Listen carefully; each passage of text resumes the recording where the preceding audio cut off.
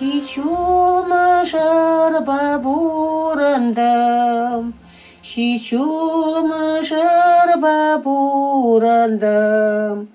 Bir sama biltmerim, bir sama biltmerim.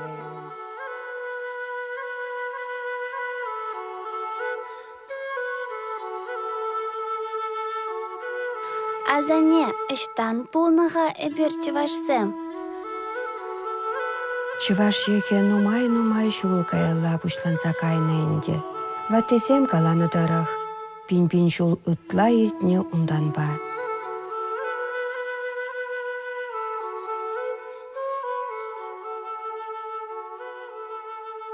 История великого народа.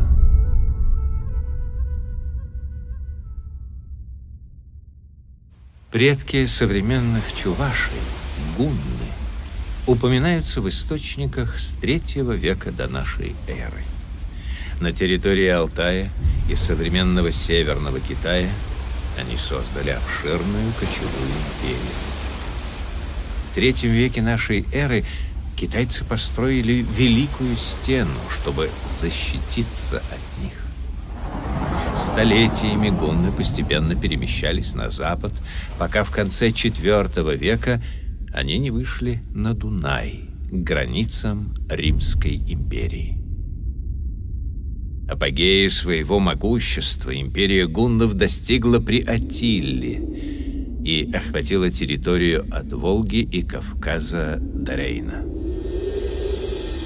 Царь Аттила – величайший полководец гунской эпохи и древней чувашской истории.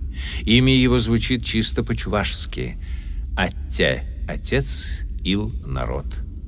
Аттилла – отец народа.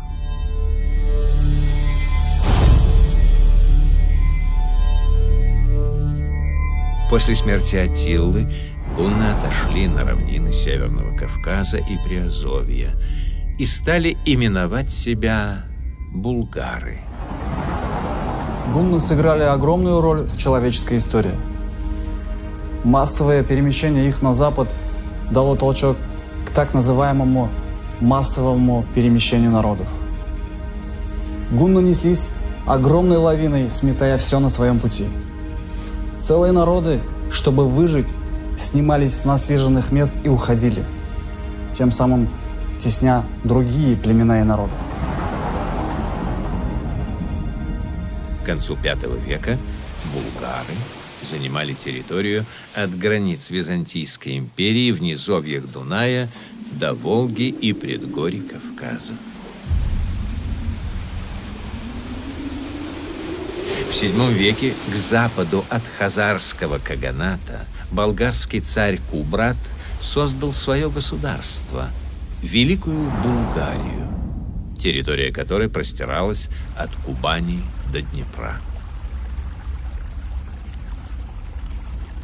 В 668 году Кубрат умер.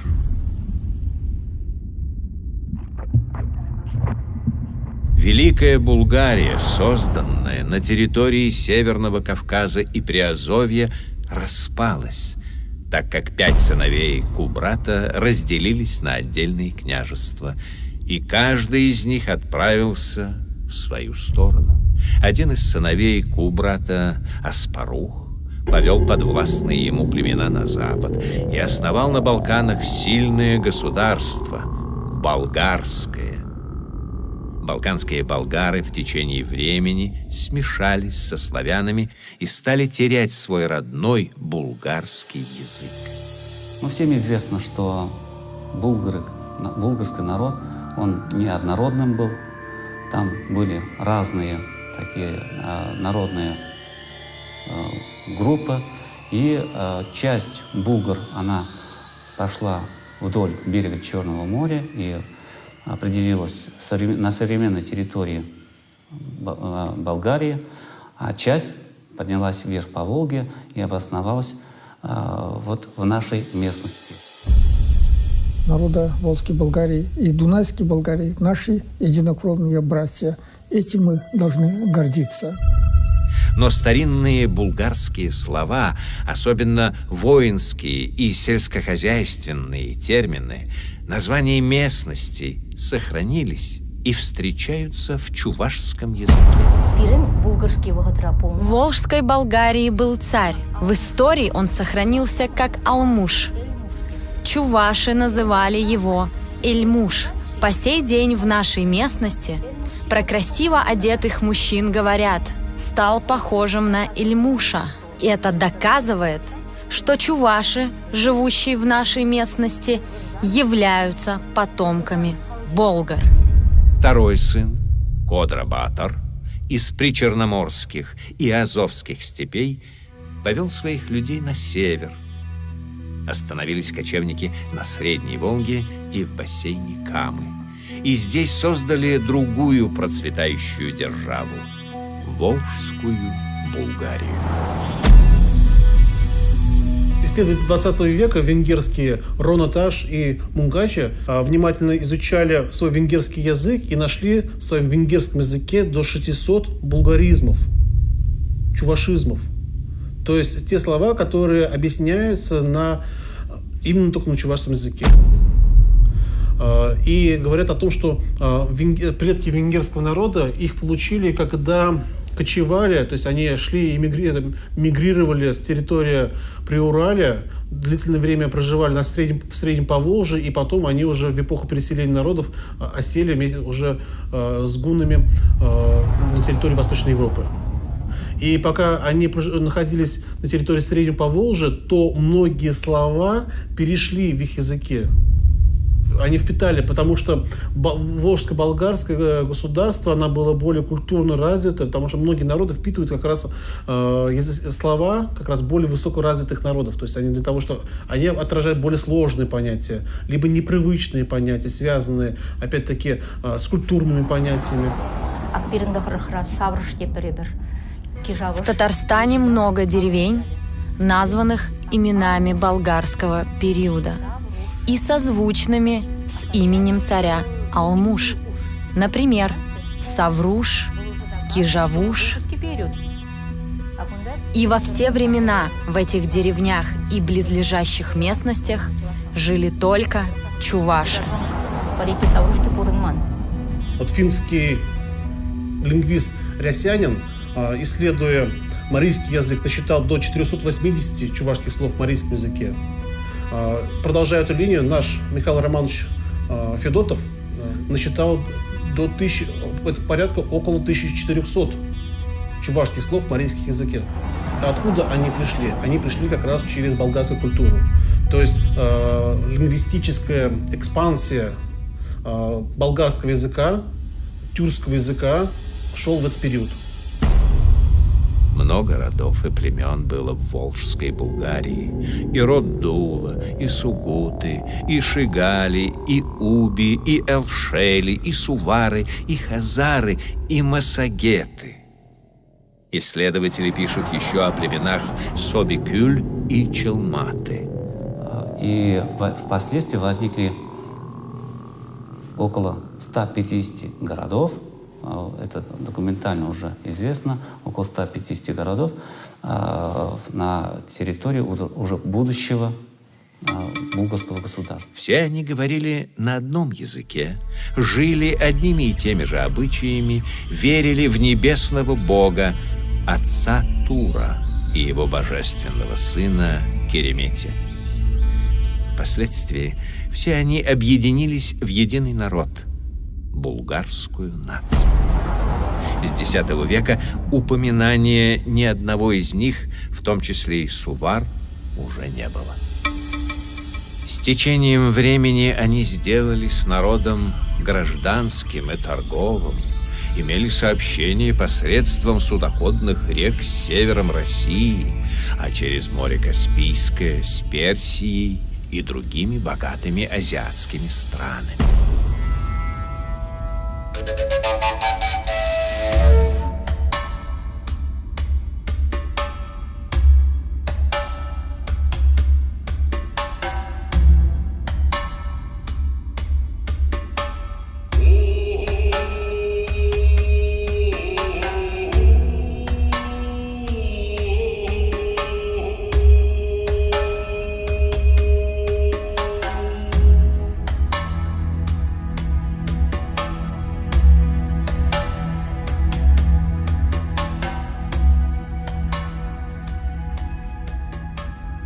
Молодое государство, Волжская Булгария, на первых порах была в вассальной зависимости от грозного соседа, хазарского каганата. В целях укрепления государственности царь Волжской Булгарии в 922 году принял ислам в качестве государственной религии, надеясь на поддержку арабского халифа.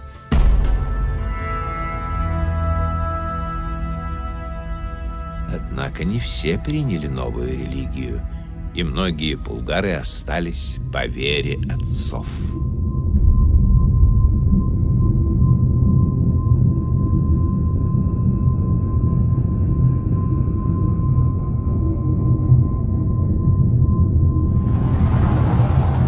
Да, принятие чужой религии – это очень сложный процесс. Правда, царь Волжской Болгарии принял ислам, надеясь на поддержку халифа, багдадского халифа, но народ не принял чужую религию. И потом принятие чужой религии это происходит за долгое время. Долгое время должно пройти, пока народ воспримет эту чужую религию. Даже у Ибн Фадлана есть, там пишет в документах, указывается, что народ не принял и откочевал от царя. На самом деле, и последние годы, видимо, большая часть болгарского народа исповедовала свою подлинную веру. Но были люди, которые все же приняли ислам. И после смены религии им пришлось поменять имена. Хотя они и разговаривали на чувашском языке, и были чуваши, их уже называли татары. После разгрома Киевской Русью в конце X века хазарского каганата Волжская Булгария начала единолично контролировать Волжский торговый путь. Волжский торговый путь соединял Скандинавию, викингов, с Арабским Востоком и Средней Азией. Благодаря этому, то есть выгодному географическому положению, а также религиозной и национальной толерантности, Волжская Болгария превратилась в крупнейший рынок не только тогдашней Европы, но и тогдашнего мира. Процветали наука, искусство и литература. Булгарские купцы внимательно следили, чтобы иноземные купцы не выходили напрямую друг на друга и выполняли роль посредников между ними. В Волжской Булгарии торговое посредничество составляло основу экономики, но не только. В прежние времена высоко ценились работы булгарских ремесленников, изделия кузнецов из черного металла, лемеха, топоры, копья, сабли и многие виды кольчуг, легкие, полулегкие, тяжелые, с наплечниками, с латами, закрывающими грудь и спину.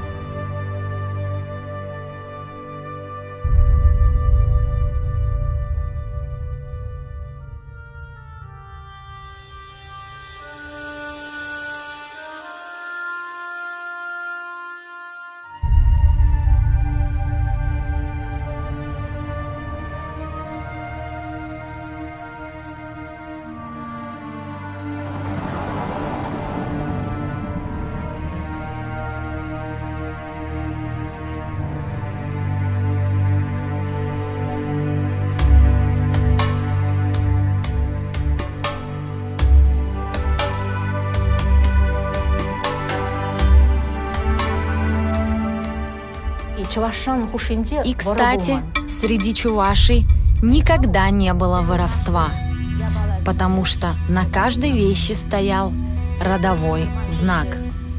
К примеру, если кто-то находил случайно брошенную вещь, увидев на ней родовой знак, просто возвращал ее хозяину. До этого никакого государства ведь не было на этой территории раньше. То есть, может быть, некоторые там были какие-то какие-то движения, но такого в целостном виде, с крепкой структурой государственной, со своей уже культурно-идеологической системой, с международно признанной. То есть это стало именно Волжская Болгария. Тут можно сослаться на мнение известного русского лингвиста, нашего уважаемого Николая Ивановича Ашмарина, который подробно изучал, внимательно вообще он этой темой занимался, и он сравнивает роль волжских болгар на народы Среднего Поволжья, что они оказали такое же влияние примерно, как римляне на народы Европы. Тончайшая отделка ювелирами цветных камней серебром позволяла создавать изящное украшение для красавиц, затмевающих своей красотой луну и солнце, как писали поэты.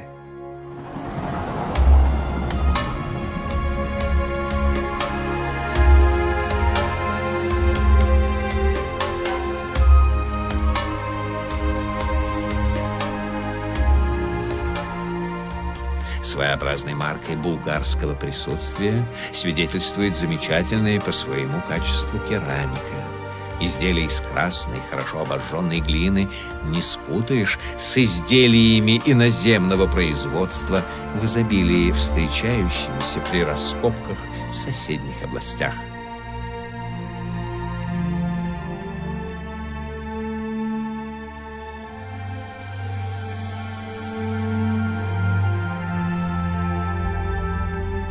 И сейчас у нас есть хороший маркер, который нас показывает, что все-таки мы в прошлом являлись кочевниками, тюрками являлись. Потому что один из консервативных таких вещей народной культуры – это пища.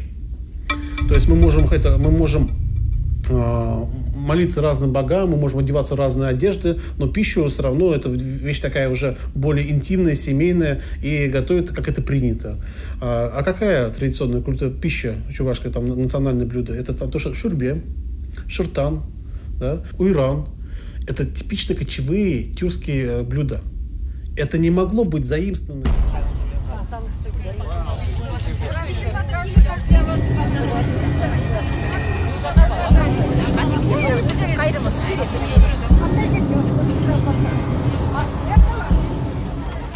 Причем это церемониальная, это же не просто не повседневная же еда, а вот непосредственно готовить именно какая-то традиция, которую мы сами, может быть, не осознаем, но она в нашем культурном коде есть.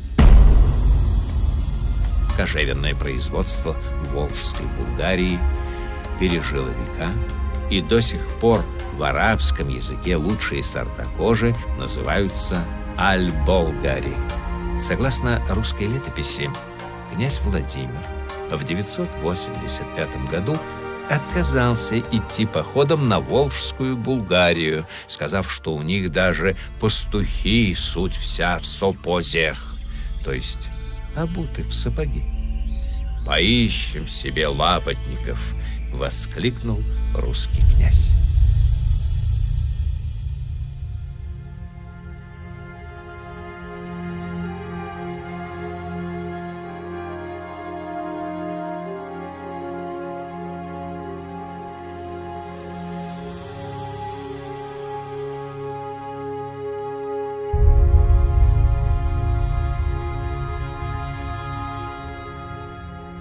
Город Булгар, первая столица Волжской Болгарии.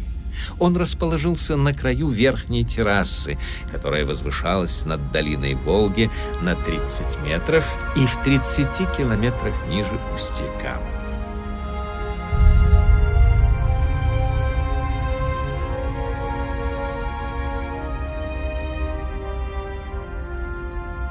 Русские летописи именуют его Великим Булгаром, а восточные — Золотым троном.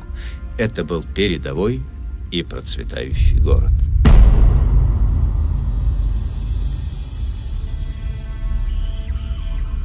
Князь Владимир Суздальский в своем письме к киевскому князю в 1186 году пишет: «Отче и братья, все булгары, соседи наши, суть вельми богаты и сильны». За сравнительно небольшое по историческим меркам время, несколько веков, Волжская Болгария превратилась в могущественное государство. Чувашская болгарская государственность, она чем интересна, она, конечно, да, она обладала своими военными традициями. Это было крепкое военное государство, которое соперничало такому мощному государству, как Киевская Русь. То есть у них было военное соперничество, и волжские болгары часто побеждали во многих сражениях. И у них там были достаточно паритетные отношения. Булгары стали отличными мореходами. Они имели торговый и военный флот.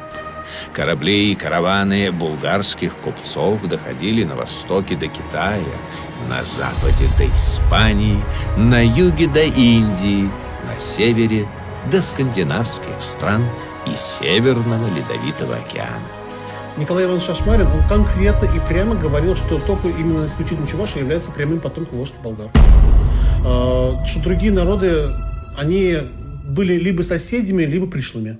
Дальше он изучал эпитафии, которые сохранились в 13-14 веках в Болгарии, и они написаны были на арабских языках. Он великолепно знал арабские языки, то есть он востоковед. Он брал вопрос комплексно среди вообще языковых проблем, то есть и тюркских, и восточных. Около деревни Урманди, там не культурный слой, а там целое кладбище было, которое относится именно к тому времени, когда монголо-татары завоевали наш край. Ебір паян келдемір ковырына, ста бірін юлны юашки чул, күнбек чул, аку территориинде булны тоғыр чул булны, и аку полуостровенде, аку территориинде кунда обосноваться булгарзем булны. Шак юашки чул юлны бірін территориинде, бір жуле хали трат музей Раксу районде, и ты жулзене Самахсенбе каласыны землембе, ватынсен каласыны земле зам строительство вали изигайна фундаментне хумади изигайна. Но кучула айбер пахсадрапор, что уже пальме, что действительно кунда малдан булгарзем, предкизем булгарзем пулниек дардашын. И вот эти эпитафии, которые сохранились до сих пор в городе Болгария, они написаны арабской вязью, но читаются на чувашском языке. То есть ни по-татарски, ни по-тюркски, ни по-кипчакски, ни по-половецки они не читаются. Их делали те мастера, которые испытывали влияние, уже жили при исламской культуре, но язык сохранился, и именно чуваши его сохранили.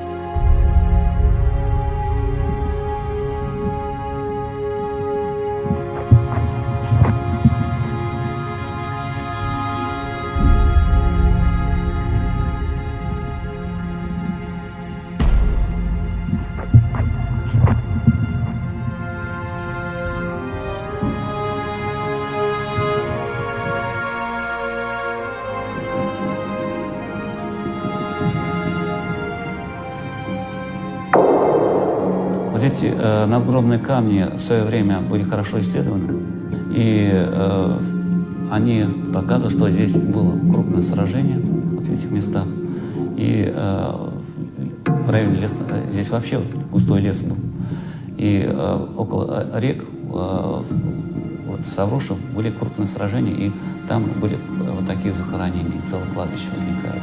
Войска волжских булгар делились на регулярные части и на народное ополчение.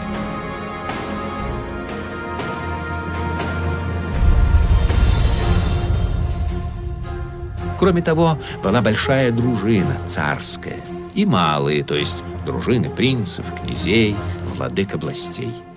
Кавалерия тоже делилась на две части – легкую кавалерию и тяжелую.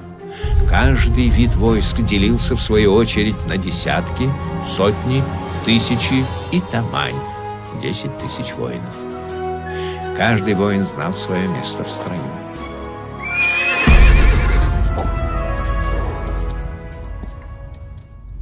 Если брать современные археологические исследования, то они проводились только в окрестностях городов Болгар и Беляр. Те города и городища, которые находятся на нашей местности, толком даже не были исследованы. Если сейчас проводить археологические раскопки, можно найти много доказательств болгарского периода. И то, что на современную территорию нашей местности откочевали от царя Алмуша именно те чуваши, которые не приняли магометанство. Самым страшным преступлением считалось бегство с поля боя и неоказание помощи раненому или попавшему в беду.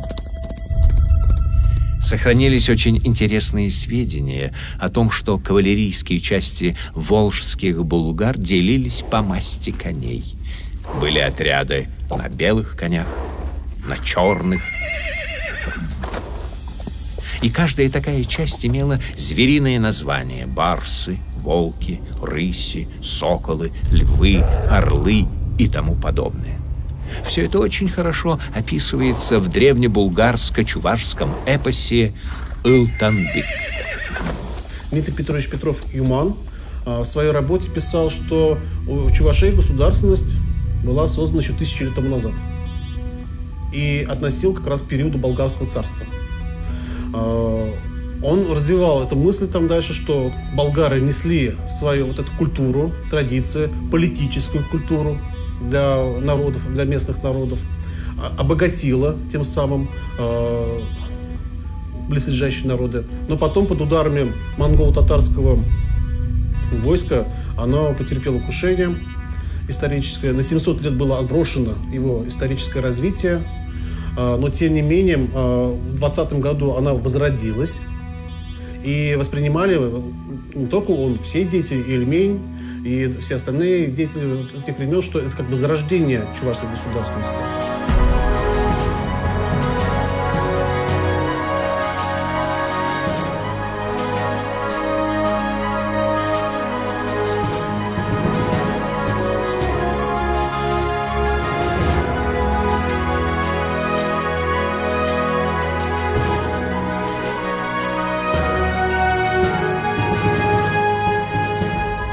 В XIII веке на горизонте появляется невиданная по тем временам сила. Армия монголов. Монгольское войско под командованием соратника Чингисхана, великого полководца Субудая, совершает завоевательный поход на запад, промчавшись через всю Центральную и Юго-Западную Азию, через весь Кавказ. Она выходит в Восточную Европу, одержав легкую победу на Калке над объединенными русско-половецкими войсками. Они вторгаются в южные пределы Волжской Булгарии, но попадают в булгарскую ловушку у Самарской Луки.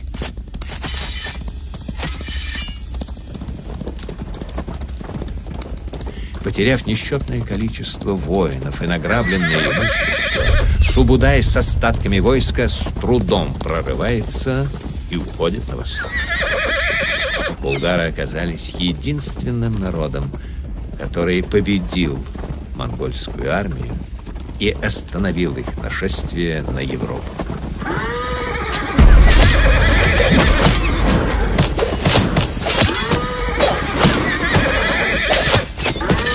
В 13 лет Волжская Булгария отражала регулярные набеги татаро-монголов. В 1236 году, собрав несметные полчища, по некоторым данным, до 600 000 воинов, монголы с новой силой вторглись в Волжскую Булгарию и завоевали ее.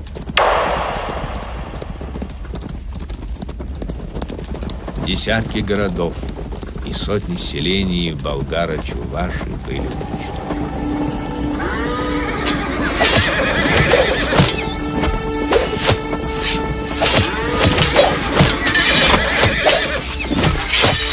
Предоша от восточные страны болгарскую землю безбожные татарии, и взяша славный великий город болгарский, и избиша оружием от старца и до унова, и до сущего младенца, и взявши товары множество, а город их поджегша, и всю землю их плениша.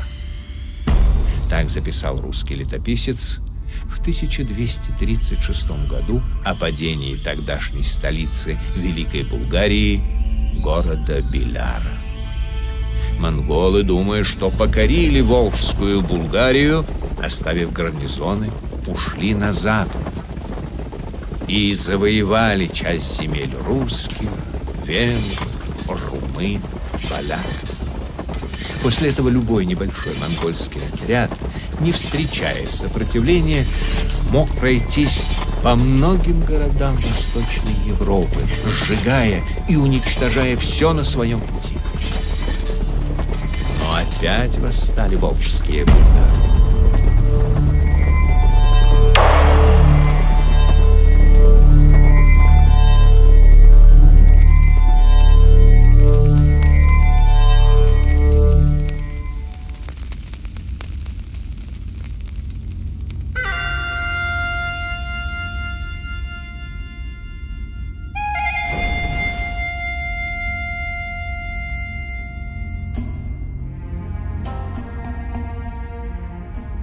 История сохранила имена великих героев Баян, Джикку, Талабатар, Ахплат-Улап, Бессарман-Батор, и вел их выдающийся герой-полководец Чуваш-Батор.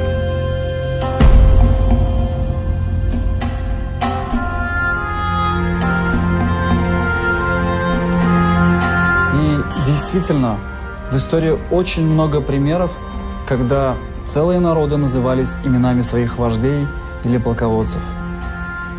Например, узбеки назвались узбеками по имени хана Узбека, нагайцы по имени эмира Нагая.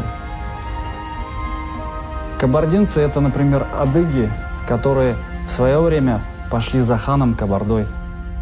Авторитет Волжской Болгарии, он был всегда силен, и потерпел он свое историческое поражение даже не в результате монголо-татарского нашествия в XIII веке, а в ходе нашествия Тамерлана в конце XIV века, потом эпидемий, которые там разразились в конце XIV века, нападение новгородских ушкуйников, кыпчаков. То есть эта государственность, она сошла не благодаря монголо-татарам, она еще жила, она была жизнеспособна, и она была добита, конечно, уже непосредственно под влиянием внешних обстоятельств уже в ходе Золотой Орды. Период своего утухания как раз он усилялся за счет кыпчакского элемента, это мнение Николая Ивановича Ашмарина, и как раз вот эти пришлые кыпчаки, они перенимали более высокую культуру в себе, в свои традиции, но при этом себя считали ордынцами все равно. А потом, когда они приняли еще ислам, уже когда будучи в Казанском ханстве, то потихоньку появилась традиция и присваивать славное болгарское наследие. Восставшие болгары полностью уничтожили оставленные татаро-монголами сторожевые отряды.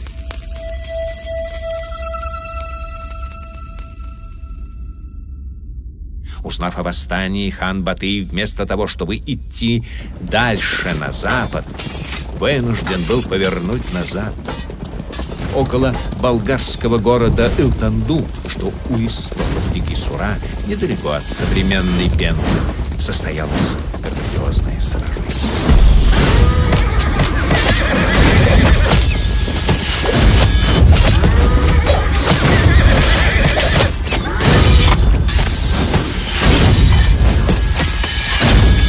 Археологи, занимающиеся раскопками места сражения, называют его самым большим, самым кровавым.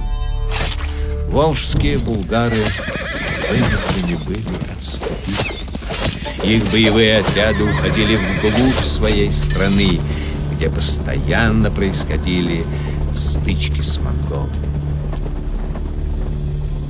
Именем великого героя, великого полководца мы сейчас называемся чувашами. Мы болгары.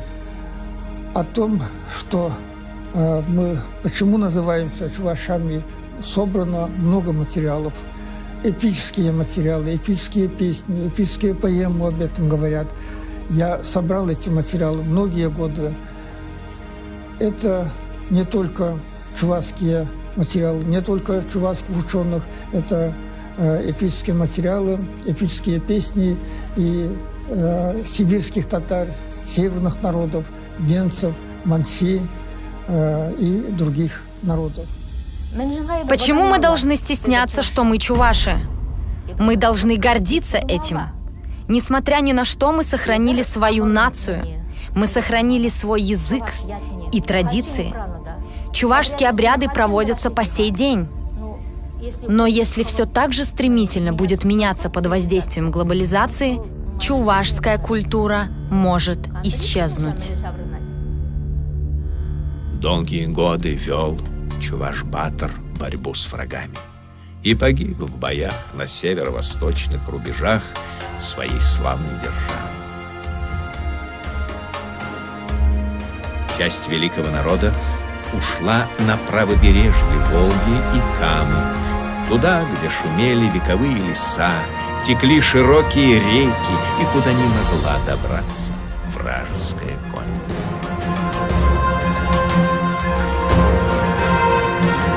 Уходили, называя себя чувашами по имени своего великого полководца, тем самым показывая, что они не покорились врагам. Так волжские булгары стали чувашами, вписав в свою вековую историю еще одну великую страницу.